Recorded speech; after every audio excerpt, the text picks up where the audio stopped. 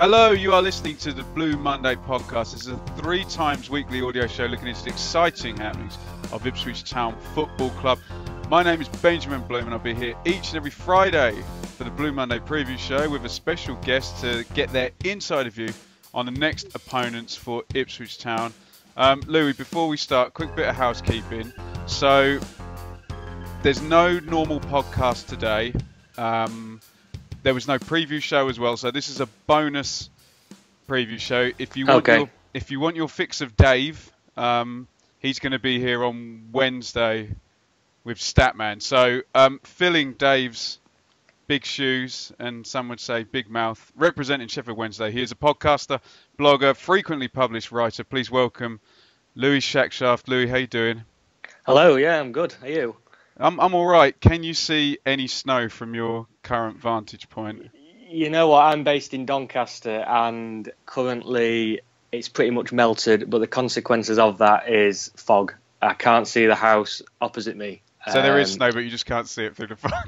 Yeah, exactly. I went and did some gigs in Germany about 3 years ago, and I promised there was 2 feet of snow, and nothing changed. Nothing. Just everyone. Get on, away you go, but there we go. Crack on, yeah.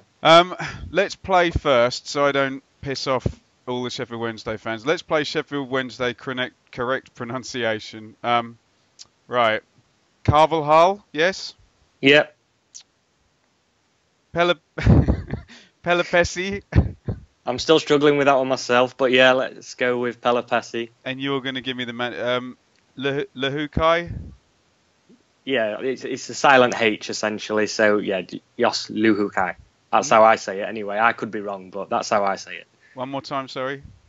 Jos Luhukai. Luhukai. Nuiu. Yeah, that's it. Bang on. He's definitely getting a mention when we talk about the first game then. Oh, yeah, Big Dave we call him, but yeah, Nuiu. Big Dave works for me. Right, so we didn't chat earlier in the season because it was Wednesday night. I was going to call you up. We normally do it on Fridays. So if you don't mind, if it's not too painful, we're going to go back to last April first. Of course. So Wednesday finished the season, last season, with a brilliant streak. 6 wins in the last 7. 4th place, 81 points, I think. End up in the playoffs with Huddersfield. Obviously, we know what happened, and you're talking to a particularly playoff-pained club here anyway. So both games are drawn. Huddersfield win on penalties. Talk to me about the playoffs and how it went down and why you think you weren't good enough. Well, I can go back a season before, and that season it was a bit unexpected. Essentially, we overachieved that season, so it was fantastic for our club. But obviously, you know the result there. We got beat by Hull City and lost 1-0 in the playoff final. Coming into the season after, which was last season, we were... The reason being, from my perspective, that Sheffield Wednesday failed and went out to Huddersfield was to this, but Carvalhal didn't have a plan B. He tended to set up for games instead of going for the win. He set up trying not to lose, and I think that's where we failed, basically. As you know, in the playoff semi-final, we drew 0-0 at Huddersfield. Came away thinking, you know what, we've conceded no goals. They've not scored a goal. Essentially, it basically a one-off game then at that point. Yeah. So it was just a one-off game, and essentially we should have won that tie. The biggest problem, and if you speak to many Sheffield Wednesday fans, the home leg when we were 1-0 up and Fletcher put us ahead in the second half.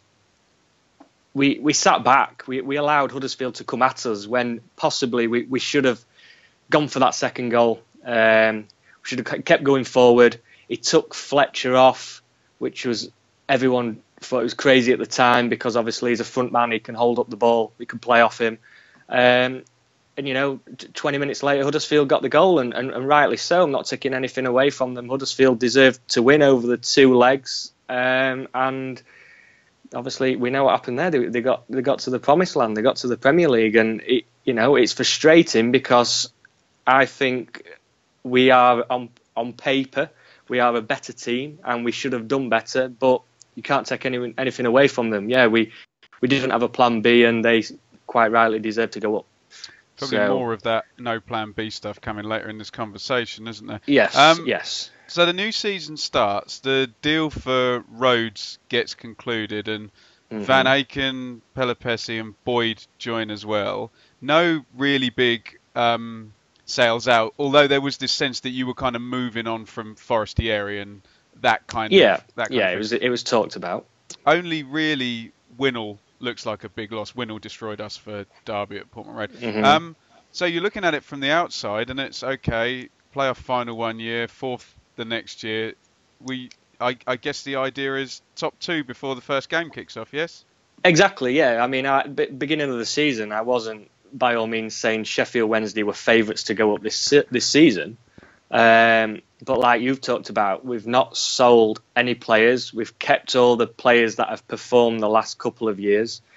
We've got loads of goal scorers, like you just mentioned already. We've got Forestieri, Fletcher, Hooper, Zhao. We've got Winnall, as we know he's out on loan, and there's probably issues there. And whether he plays for us again, I don't know. But like you say, before the season begins, I put Sheffield Wednesday again. Prediction: definitely top 6. Possibly 3rd or 4th, again a repeat of last season. And for whatever reason, I could talk about this all day, and many Wednesday fans could, but for whatever reason, it's just simply not happened. And I suppose we've had 2 decent seasons, and we became stale. And this season, there's a lot of questions to be answered, and we're on a bit of a downward spiral at the minute, so it's very, very frustrating. Ouch. Very frustrating. The first game between Ipswich and Wednesday doesn't happen till late November, so there's quite a bit of water under the bridge to them. So 17 league games before that. Wednesday only win 6, and I was just looking through the results, Louis. It's weird. So 1-0 away at Fulham win, 1-1 draw away at Cardiff, 3-0 over Leeds, and 2-1 win away at Villa. Alongside draw at home. Drawing with Barnsley, Burton, Sunderland, QPR, and losing to Bolton, Birmingham, and the big one, the Sheffield United game at home, 4 goals against in that. Can you explain? You probably can't. Can you explain the first third of the season? How can you win away at Fulham and Villa and all those other results? And can you talk a bit about the highs and the lows in that first third? Yeah, I mean, the only way I can put it, Ben, is that first third of the season you've just talked about. We were just consistently inconsistent, and that is the only way I can put it. We have got players on the day who can beat anybody in this league, but as you know and many fans know, without that solidarity of a team, has been missing this season, we also can get beat by anybody as well. And there's only 2 games really that stand out this season for me where I can hold my hands up and say Wednesday deserved to win that game. And we beat Leeds 3-0 at home. I think that was in the beginning third of the season. Leeds were good then as well, weren't they? Yeah, I mean, but both Wednesday and Leeds, you'd expect to be in the top 6 this season. And when we got that victory, it kind of gave us, you'd have expected a bit of momentum. But like you've talked about, the other 2 games where we'd probably expect to lose, we won. We beat Villa 2-1 at Villa Park, and deservedly so as well. That's some of our most inconsistent players played well that day. And also beating Fulham. We beat Fulham away from home, who, as you know, and Fulham are absolutely flying now. So if we were to play Fulham in March this month, I'd expect them to beat us 3 or 4-0 because they're flying, and we probably played them at the right time. But they are the only handful of the games this season where I can actually say, you know what, we deserve to win those games, but we've been so inconsistent otherwise, it's been unbelievable. And since, like you mentioned, we played Ipswich and we drew 2-2, and I know we're going to come on to that, but that was probably the beginning of the end for Carvajal and the downward spiral that we are on now. Just quickly, you spoke about the inconsistent players, and I just wanted to say, to beat Villa and Fulham away, they're now duking it out for second place with Wolves somewhere off miles ahead. Who are these inconsistent players? You said the inconsistent players played well. Is this Wallace? Wallace has been inconsistent. One what stands out, we've got from Derby, Jacob Butterfield. That's probably the best game he had in that game. He's been very inconsistent this season, and it's difficult because I can only name a handful of players who have been consistent this season, and a few of them are out injured, and we've not had them for a few months. So Bannon's usually been consistent this season. Bannon's been very good every time you've played us. But he's been out for a few months now, so that's frustrating. The other consistent player, Adam Reach, he's played more games than any other player this season, and he can hold his head up high, I believe, this season. If I'm honest, other than Hooper, he's been injured for a long time, but he's the only player who's a goal scorer who looks like scoring goals. Everyone else has been inconsistent. I can take away the players who've been injured for a long time that I can't even really mention, like your Forestieri. I've got no opinion on them because they've not played enough games. But everybody else, if I'm honest, not good enough this season. And again, that's one of the reasons why we're in this position where we are now, is this downward spiral. Yes, we have got 11, 12 first team players out at the minute. However, you've still got to pick up points, and we're not doing.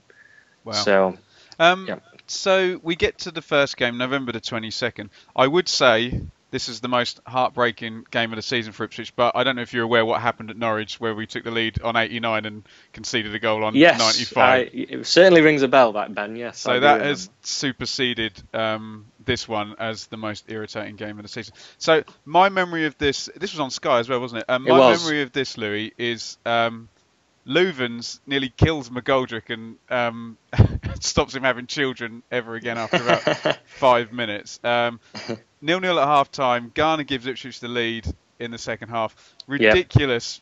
Yep. Spence just, instinct and sticks his hand up in the box when Fletcher's not going to win it. Hooper bangs the penalty in. And then we get going again, and Waghorn gives Ipswich the lead. And then we won the game, and all Carvajal's got left is the 6'15" forward coming off the bench. Yep, that's right. We hold the ball in the corner, give it away twice, and I think it was Reach, who you mentioned, puts in a brilliant cross, and it was Nuhiu heads in on. No, it's absolutely just one of those where you're so happy that you've won it, and then just getting it in. What was your take on that game?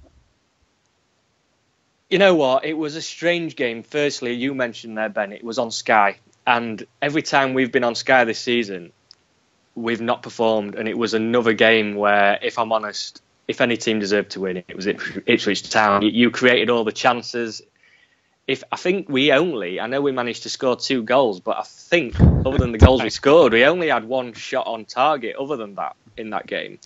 And you, like I said, you created all the chances through Waghorn and whatever. You had a few decent opportunities.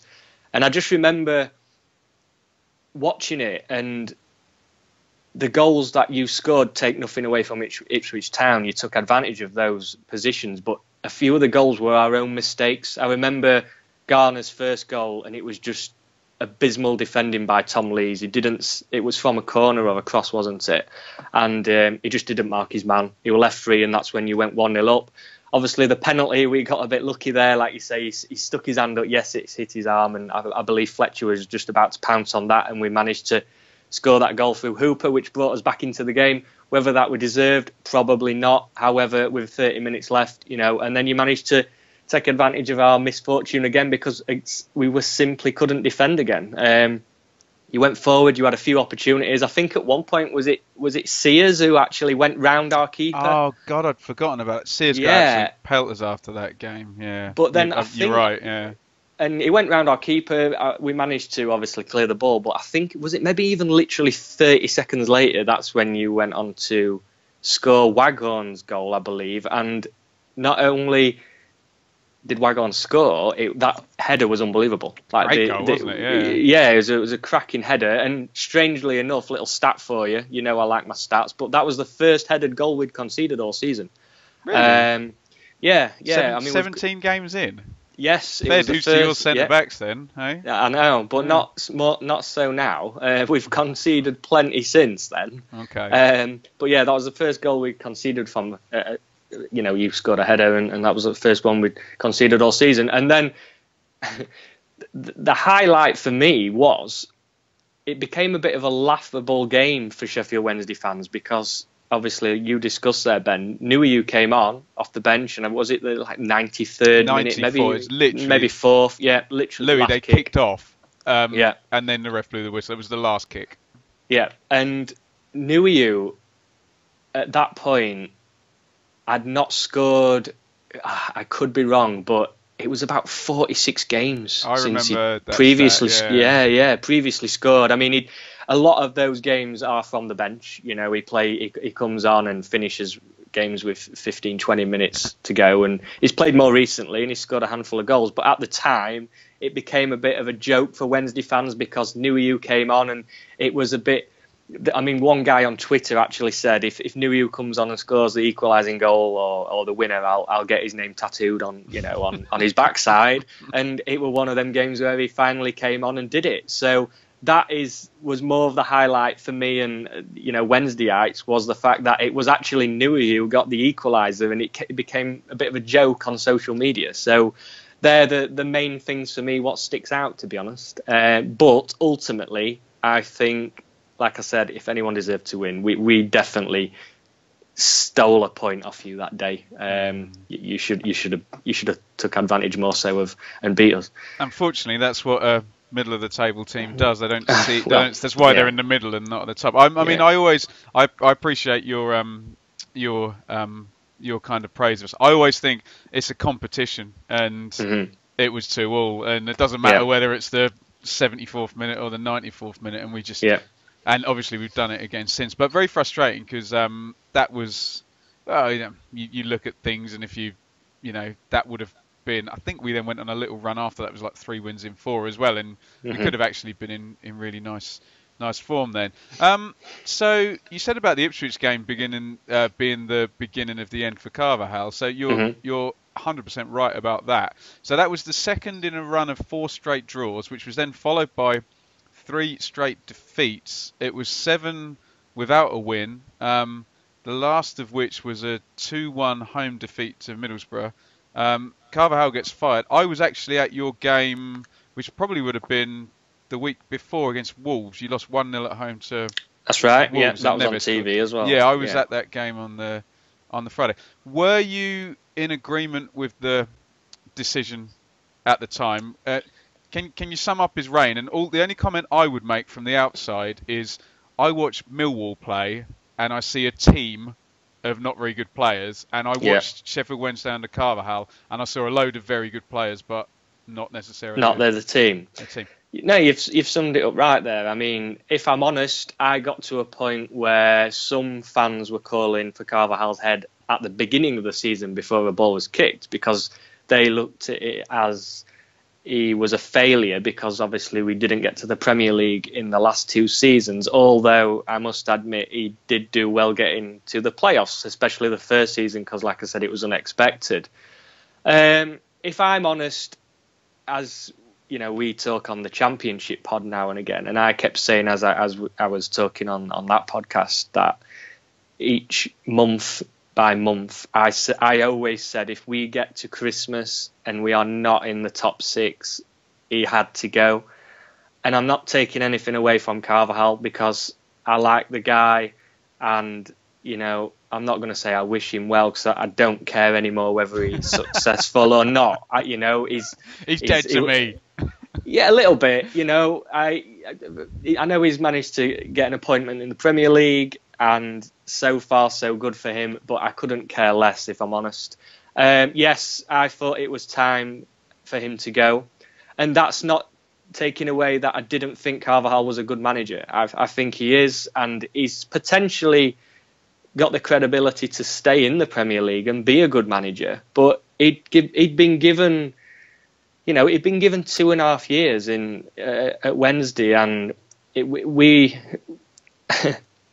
we set a target to go up into the Premier League this season. It's our 150th year anniversary, and we were just miles off the pace. And like I talked about the Ipswich game, at the time, like you said, November, even though we'd had a slow start, very average start, there was still hope. In this league, as much as anybody, you go on a good run of winning, 4, 5, 6 games in a row, and you're right up there straight away. You know, you're in 4th, 5th spot.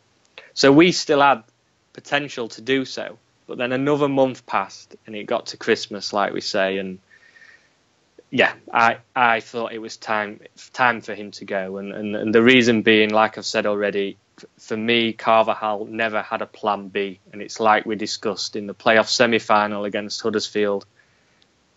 It was his own downfall. You know, we were 1-0 up. We were in the playoff final again. Whether we'd have beat whoever Reading, who knows? But it was there for the taking again, and it was his own misfortune. There's only him to blame. Yes, it was time for him to go, and I'm not going to sit here and say otherwise again, because at the time that's what I believed. Like I say, we weren't in the top 6, far from it even. So yes, his time was up. And my view from the outside is it looked like, given the amount of money spent, it looked like a reasonable decision. But you would say from the point where he started to the point where he left, Wednesday were in a better condition as a club, weren't they? Yeah, they were in a better condition. However, you could also put that down to the amount of money that's been spent.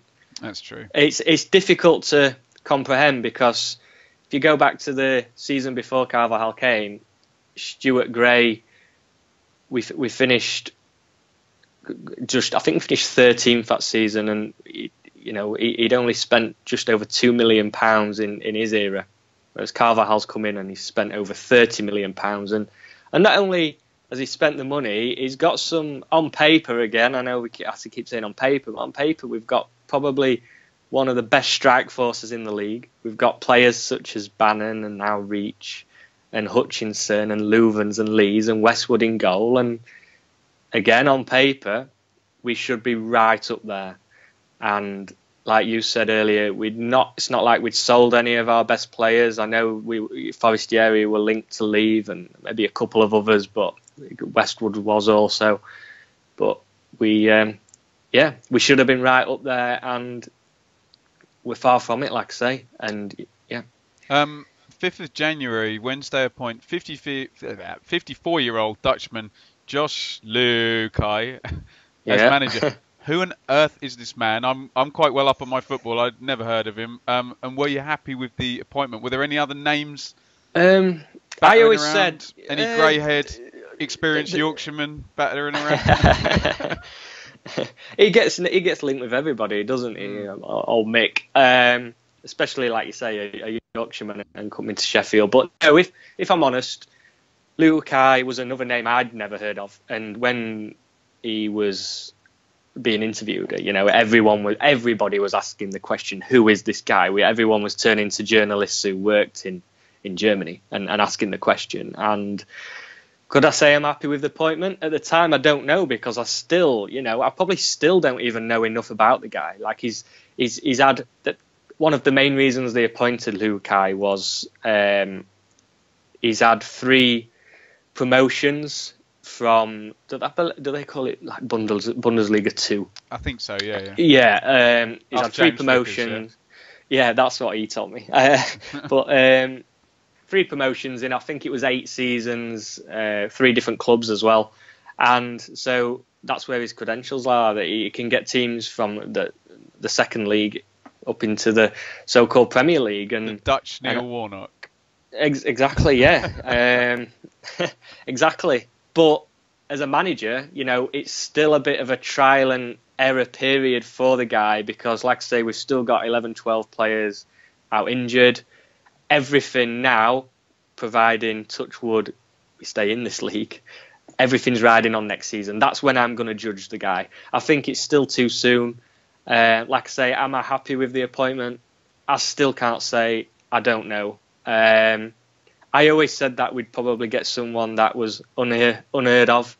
They were linked with, I can't even think now. Sven-Goran Eriksson was a name that came up. Yeah, he were named. I think Steve McLaren was also. It was the guy from Shakhtar. I forgot his name now. Fonseca was linked, which was he's because of the links with we had Joe Palmer as our COO at the club, and there was links there, so his name was banded about. But I always said we'd go for a name that was probably unheard of, like Carvajal was when he was similar, with loads of games managed in Europe somewhere. Yeah, exactly. Yeah, we turned to Europe, and obviously we've got Lukai. So, like I say, I think it's still too early to judge him. He needs a couple of transfer windows to bring those players in who he knows and who he trusts. And obviously, it's, some players at Wednesday now are fighting for their lives to earn new contracts, and he'll get rid of those players who don't deserve them, I guess, or sell them on. So it's going to be very interesting times. But first and foremost, we've got to stay in this league. So Lukai doesn't win any of his first 5 league games. He draws 4, loses 1 before you finally beat Derby doing their New Year Derby thing on February 17th. On February 17th, Wednesday, strangely, play Swansea in the FA Cup, where former manager Carlos Carvajal has now managed to get a Premier League job. You kind of covered this before, but there was a 2-part question. How was Lukai's start with all those draws? Did he try and tighten everything up? And how did Carvajal go in from being not good enough in the Championship to the Premier League? I'll try and explain it the best I can. I'll start with Lukai's appointment. So the first game, it couldn't got any, shall I call it, better or worse for him, because we had this, wasn't it? Yeah, we had the Steel City Derby away from home as well. So, big test for him straight away. He's throwing into a massive game, what means everything to both sets of fans. And, he only had about 5 or 6 days to prepare. And strangely enough, the thing what he did was change our formation. And this is one thing what we're crying out for Carvajal to do for a few years was Carvajal typically played 4-4-2. He wouldn't sway away from that formation. It's as though, it just stuck to that, what win, lose or draw. He would stick to 4-4-2. Lukai comes in straight away and sets up in a 5-3-2 formation, essentially 3-5-2 formation, depending on your wing backs, etc. And that was the first pleasing thing that I saw Lukai do. Was we've been crying out for this formation for a long time, and he set up, and like you said, we draw 4 of our first 5 games, and under the circumstances, with the amount of players that we've had out injured, like I say, 11, 12 first team players, everyone were quite chuffed with that result, that even though, yes, we weren't scoring goals and getting points, however, we weren't conceding goals either. We were drawing, there were quite a few 0-0s, 1-1s, and at the time, like you say, he'd come in, he's obviously had training sessions with the players, and first and foremost, in a game of football, is if you can not concede, then you've always got the chance of winning. But yeah, we were coming away with 0-0 draws, and essentially the first month he was in charge, I think most Wednesday fans, you must say, were quite happy. He brought in quite a few youth players as well, where Carvajal had just not done so in the last 2 years. He's played more youth players this last 6 weeks than Carvajal ever did. And it's nice to see, because a couple of those players have managed to earn contracts as well. And without us dipping into the transfer market in January, he's essentially expanded our squad by bringing in these youth players who, a couple of them look very trustworthy to play week in, week out. Regarding Carvajal and his job at Swansea, it might have seemed strange from a neutral fan or someone, with a perspective outside of Sheffield Wednesday. However, Carvajal was linked with Swansea for a good 12 months before he got that job role. So it did make a lot of sense to me, because the season whereby we got knocked out of the playoffs by Huddersfield, he said, I want to stay at Wednesday and finish the job. That's obviously not happened. He left the club at Christmas, and I believe that Swansea, it was Clement they sacked, right? It was Paul Clement. They sacked Paul Clement at the right time for Carvajal, because they were both under scrutiny at exactly the same time. So when Clement was sacked, obviously, with the links that we talked about previously, he obviously knows someone at Swansea. He could just walk straight in through the door, basically. It was, I think, in some way, in a roundabout way, it was always going to happen, and it would have ended up at Swansea. And not only that, a lot of people say, like you've just said, how can he fail at Sheffield Wednesday and then walk into a Premier League job? He was only given a 6-month contract, so that explains something whereby his job simply this season is stay up, and if you do so, you probably get another 3-year deal, but he's still on a 6-month contract, and only 3 of those months remain. And so far so good for the guy. He has picked them up, and they're not in the relegation zone at the minute, but I think the links there with Swansea for the last 12 months, it came at the right time for everybody, basically. Okay. Another 4 straight defeats, though, follow after all these draws. So going into Tuesday's game, Wednesday I've only got 1 win in 9, and on Saturday a 4-0 defeat at Bristol City. 7 points above the relegation zone with 11 to play, so that looks pretty safe. 3 of the next 4 games at home, there's no chance they're going to get sucked down there, is there? No, you wouldn't think so. However, this last 4 weeks, I'm starting to really, game by game, because we keep losing, and having that added extra worry of whether we can get involved in a relegation fight. We're just lucky that all the teams who are down there, like your Sunderlands and your Burtons, that they're not winning either. So we're staying typically 6 or 7 points every week away from the relegation zone, even if we've lost. So we're quite lucky in that regard. However, as we've talked about, a couple of wins and it can move you 2-3 places up in the league table. And we're just lucky that's not happened. Like I say, you wouldn't expect Wednesday to be relegated this season, by all means. It's just based on performances, and like you've just said, we've lost to Bristol City 4-0. Based on defeats like that, you do become worried naturally. I mean, I after yesterday when we did lose to Bristol City, I had my concerns that yes, with 10 games remaining or whatever it is, there's every chance that we could be pulled into the fight. I'm not saying we will go down, but in the last game of the season, if there's 3 points in it and we could potentially go down on goal difference, could it happen? Probably not, but we just need to start getting points on board. We need, even if it means us just winning 1 game per month just to get us by, because draws are no good to anybody, as you know. You draw a game and you just not get in a 46 game league. Exactly. And we've I think we're only averaging just over 1 point a game, and it's just simply not good enough. So no, I don't think we will go down, but with each game I become more concerned. Let's look at the game on Tuesday. I'm going to read your lineup from yesterday. Can you tell me how similar you think it's going to be, and can you identify 3 key players for us to look out for on Tuesday? So yesterday it was Wild, Smith, Fox, Pudel, Venancio, Palmer, Claire, Pelopessi, Reach, Stobbs, Nuihu, and Zhao. So that looks like a back 4. How similar do you think it's going to be, and key players for us to look out for?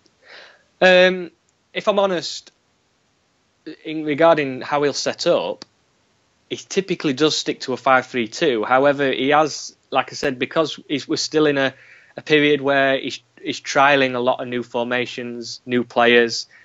I can't honestly say who he will play again, on Tuesday night. It wouldn't surprise me if 9 of those players do play. Typically, I'd expect them all to play. Maybe he could drop Nuiu for Rhodes, or do a few switch rounds. But the players that would stand out for me there, we've already mentioned him, but Adam Reach, he's been the most consistent probably player this season. Handful of assists, can always score a screamer of a goal as well. So he's one to look out for. The The other player who's come good recently, and because he's been given his chance, I'd say Lucas João. He's performing at a decent level to say that we're struggling. He's managed to get, he's our second top scorer now in the league behind Hooper. He's on 10, João's on 6. So although it's only a handful of goals, those goals have mainly come since Lukai's arrival. So he's a player up front who's game by game. He's still only young, but he's got something about him. He could potentially go a long way. Whether that happens, I don't know. But he's looked decent this last month or so. And the other player, it's difficult to pick another player out of a bad bunch, Ben. I'll go for the youth player, Sean Clare. Only a young lad. He played an outstanding game against Villa, although we got beat. He scored the first goal, fantastic strike. And he's typically a player, because he's young, he's got no fear, it seems. He likes to get the ball in midfield and just take it forward. And that's what I like in a player. I like a player to be positive. I like them to attack defenders. Even if you make a mistake, even if you lose the ball, he gets it in Central Park and he'll run forward with it 20 yards. And I like that. It might not always work, but it's creative. And, at his age, that's just all I want to see from him. I want him to see him going forward and potentially create goal-scoring opportunities. So he's one to look out for, yeah. Check him out. Check him out on Tuesday. Where is Bannon? Where is Hooper? And what's happened to Rhodes? Because obviously we got the thing with Rhodes where we sold him for, Roy Keane sold him for $250,000, and he's literally scored 200 goals since then. Yeah. And terrorised us for Huddersfield and for Black. Everyone he's played for, he's scored against. So it's a long-winded question. Where's Hooper? Where's Bannon? And what's happened to Rhodes? You know what? They're all probably just at home in bed like we've been this morning. But Hooper's always had injury problems. And you know what? If Hooper had stayed fully fit last season, I believe we could have potentially pushed second spot. Hooper's due to a lot of these players were all due to return in March, and middle of March, end of March, and it's got to March now. So I'm expecting them all to slowly return, as well as Bannon. Bannon's already put on Twitter yesterday that he's back in training next week, so he should potentially be in our squad by the end of the month. And it was the last player. Rhodes, oh yeah, of course. Rhodes is fit.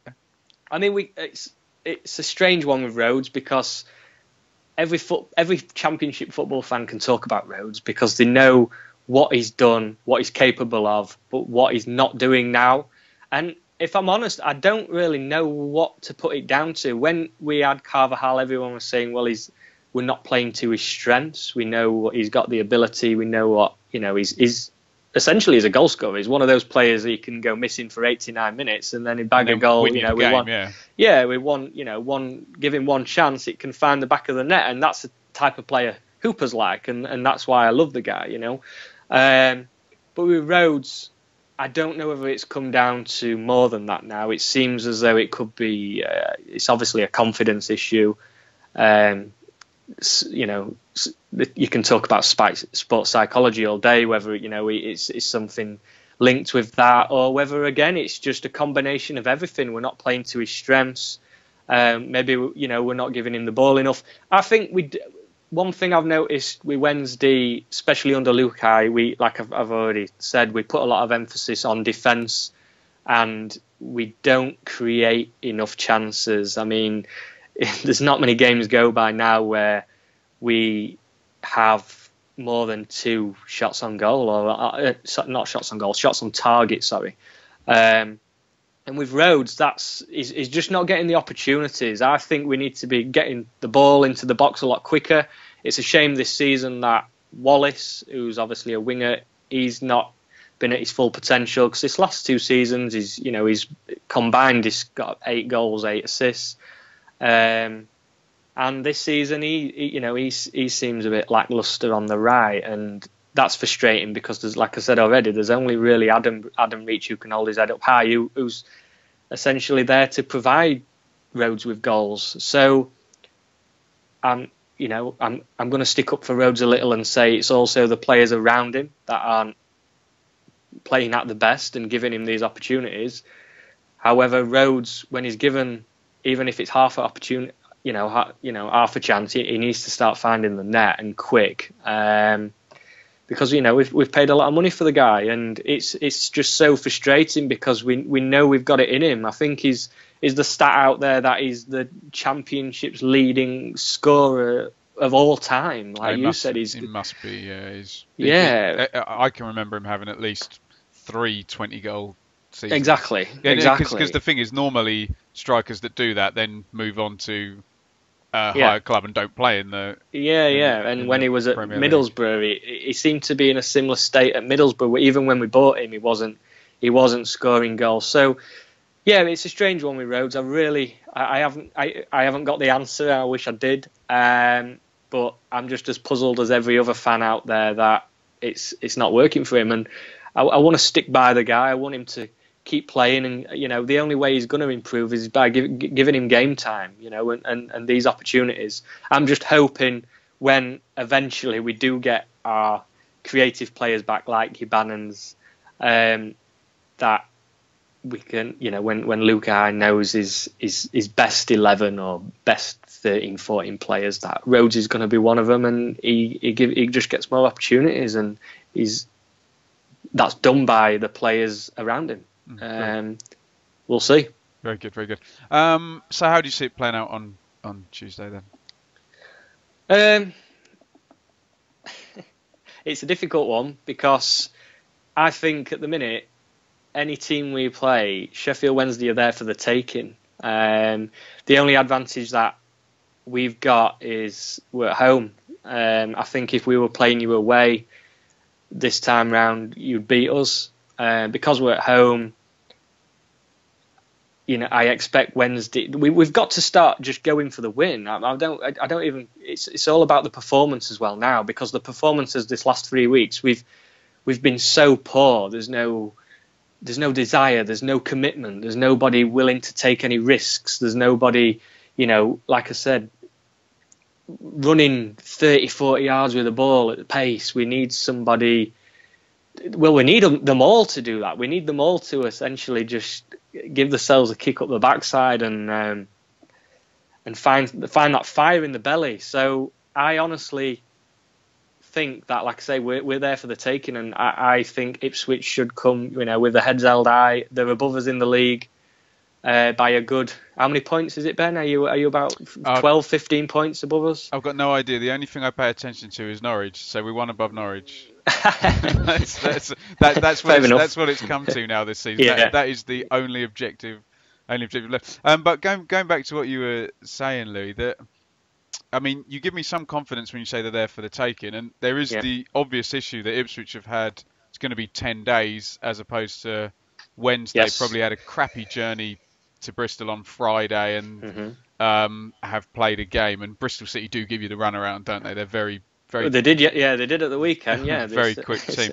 The only issue is that McCarthy so many times says, "Oh, doesn't matter what the context is. Point away from home is good," So he's not gonna go for it. I wouldn't have thought. I thought he'd sit back in the first half. Yeah, I mean, I can see why that frustrates you, because I think, like I say, we are there for the taking at the minute. We've won 1 game in 10. The only game that we did win was at home against Derby County, which again came as a surprise because I think we all expected to lose that. But Derby they've got their form's slumped a little. Yeah, it's difficult that McCarthy says such as that, because I think you should come, even if you don't come away with 3 points, you should come and definitely give it a go, because, like I say, we're there for the taking. Our defence recently, we've conceded 10 goals in 3 games, so why can't you add to that tally? Even if it's 1 or 2 goals, we're so poor at the back at the minute. So I would expect you to score. Like I say, the only advantage as a Wednesday fan is that we are at home. Whether the crowd will get on their back again because of recent performances, I don't know. But if I was to predict a result, sitting on the fence a little, I'd probably say 1-1. but at the same time, we need to pick up points. We need to, like I said earlier, I don't think we will go down, but we need, it's been that long since we've took points that we just need to start picking up any type of point, whether it's 1 or 3. And I know Ipswich, you can pretty much, you're mid-table, you can pretty much rule yourself out of playoffs. You're not going down either. It's probably from your perspective, you'll tell me, but is it not a nothing game for you? But you come into Hillsborough, why not go for it?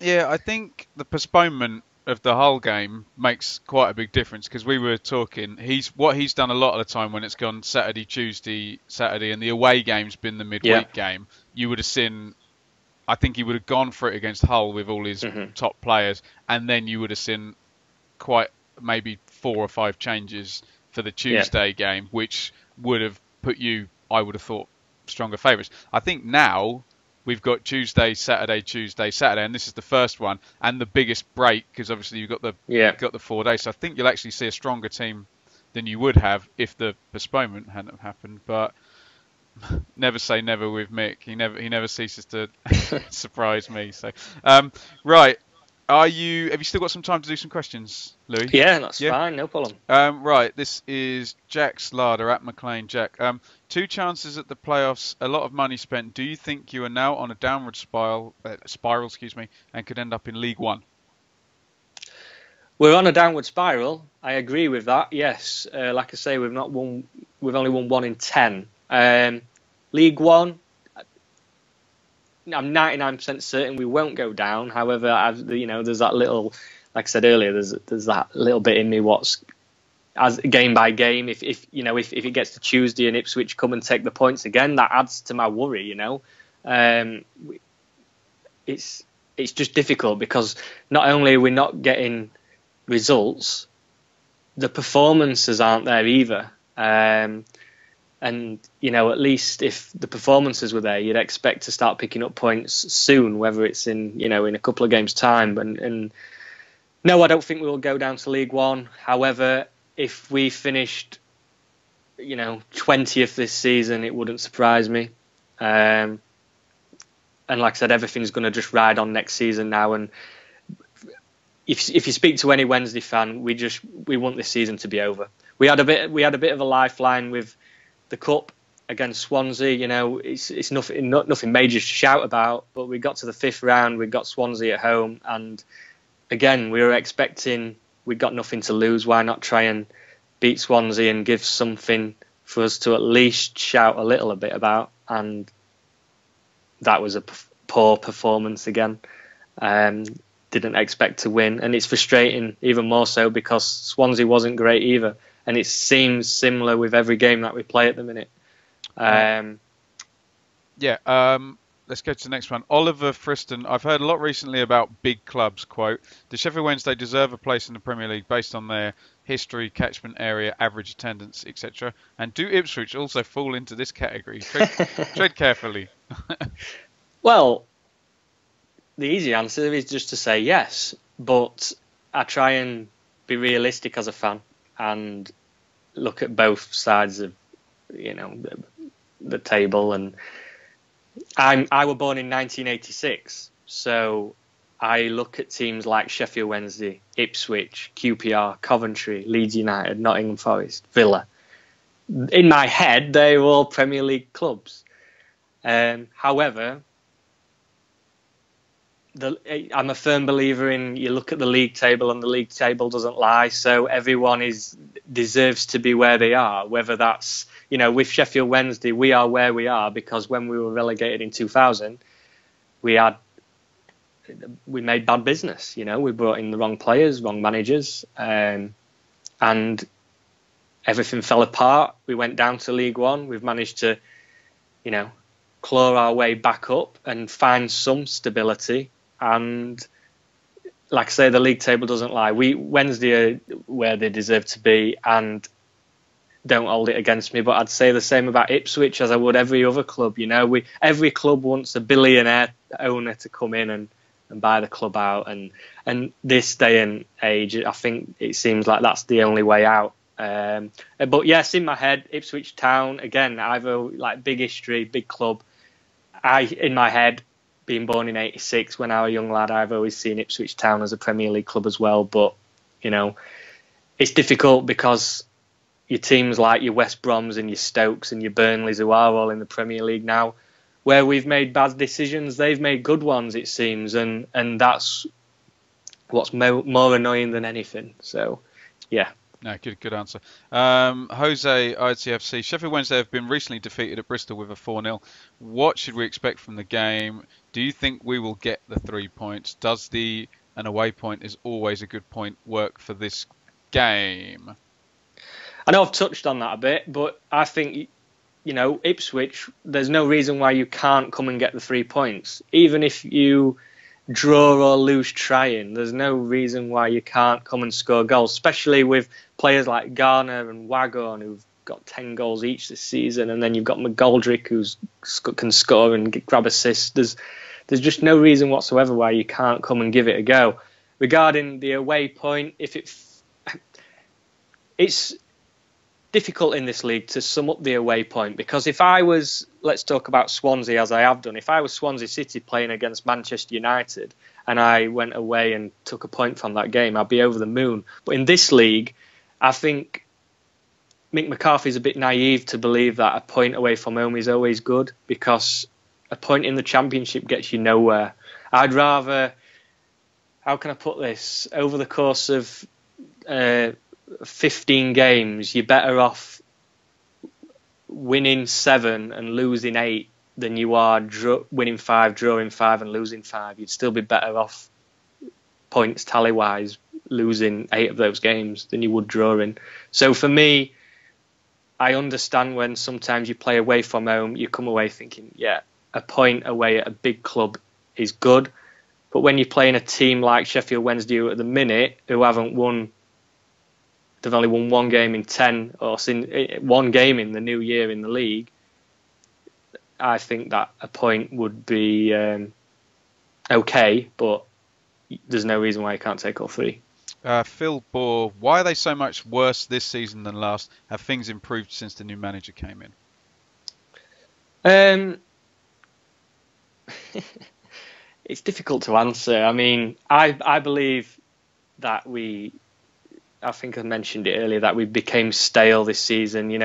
We had 2 decent seasons where, like I say, we've got in the playoffs, and sometimes, you only have to look at like Derby County. They've always been around there, and once I'm not saying we've reached the top, but sometimes when you're near the top, the only way is downwards.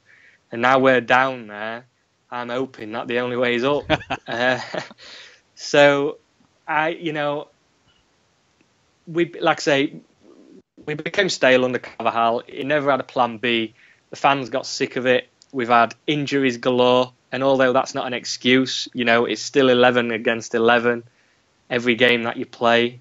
Our better players have been out, and we have missed them, but we've got confidence issues and, a team ethic issue at the minute where we're just collectively not playing as a team. And what was the final question to that? Have things improved since the new manager came in? They did initially, yeah. Like I said, we got defensively we improved, and that's essentially because we started playing five at the back. But at the moment, like I say, I don't want to judge the guy because he needs to have a transfer window and be given time. I'm a firm believer in when a manager goes to a club, you shouldn't judge a manager until 18 months into the reign. But this day and age, they're usually sacked before then anyway. So I'm not going to judge him again until Christmas coming. And I know it seems a long time away, but I think that'd be the right thing to do. We got sent a link from Mullet to a very impassioned post on the Sheffield Wednesday forum. It says, what does he think of this? Just to kind of summarise, the post was all about, look, just run, just try, forget, we're all getting caught up with tactics, but you talked about the team ethic. Is there anything in just they've forgotten the basics and win headers, win tackles and run?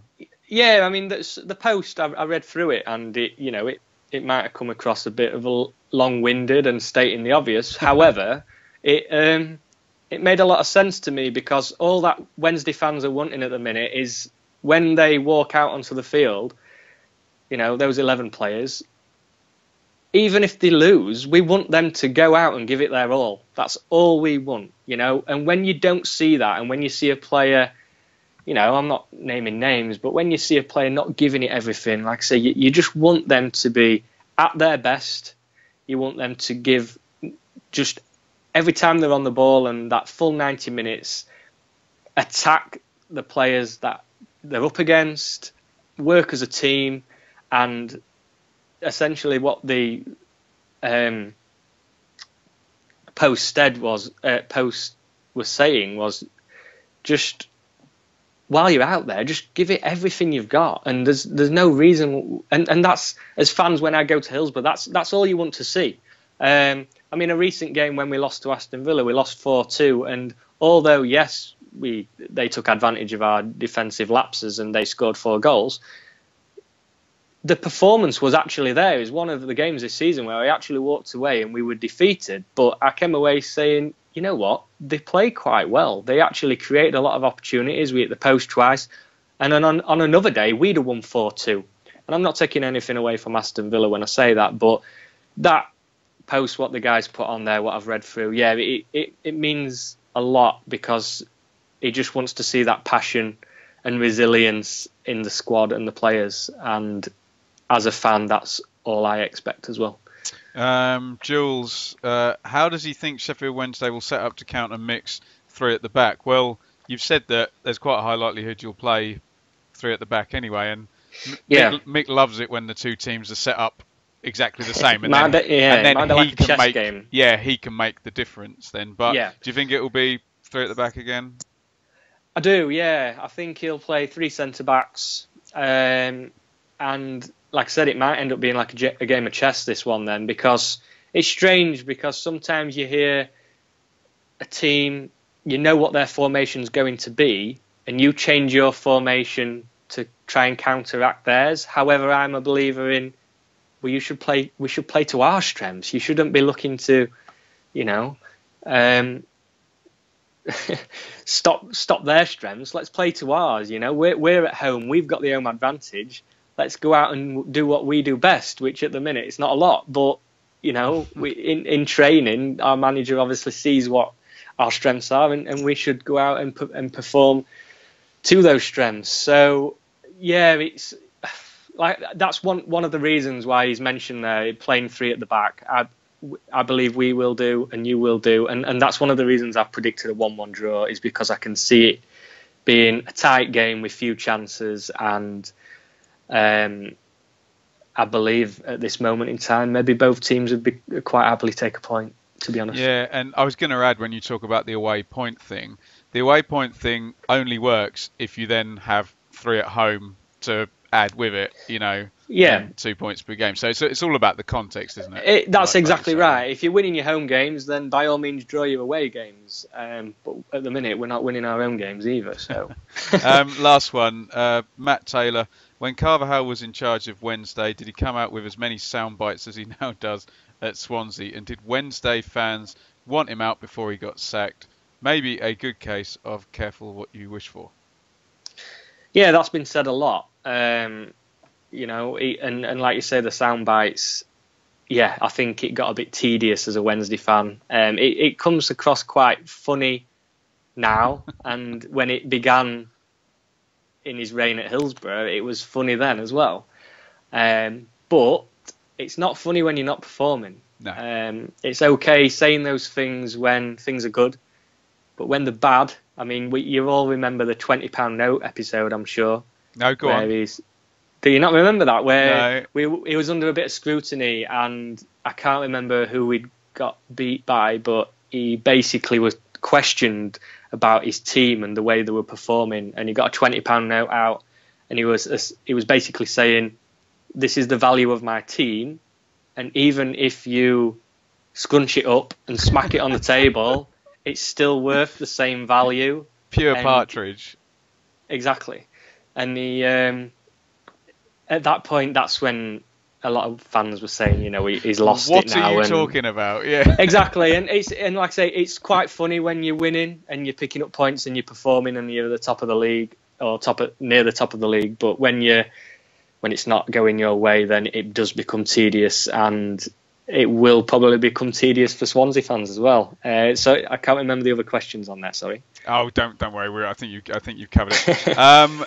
There was 3 more. You said you like stats. I'll just read these to you. This is Chris Rand.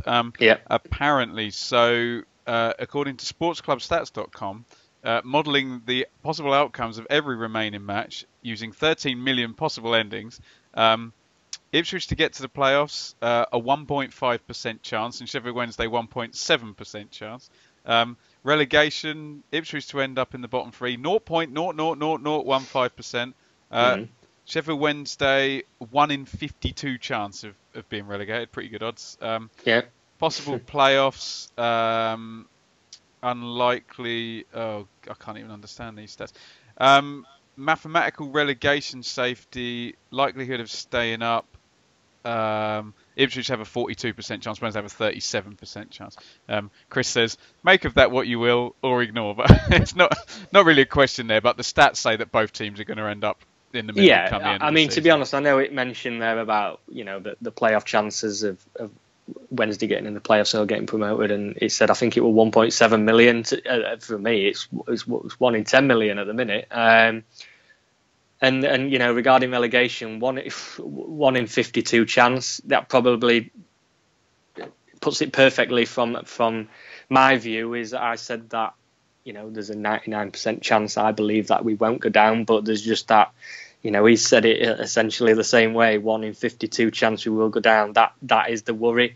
And the only good thing in our favour at the minute is that the teams below us aren't winning or picking up points either. So hopefully it stays that way. Any other season, we'd have probably been lower in the league, because there's a lot of teams this season who've not even, had any good months. So yeah. Great stuff. I think we've just about done it, Louis. Thank you for doing all the questions. Where can our listeners find your work, and are you doing anything for the game on Tuesday?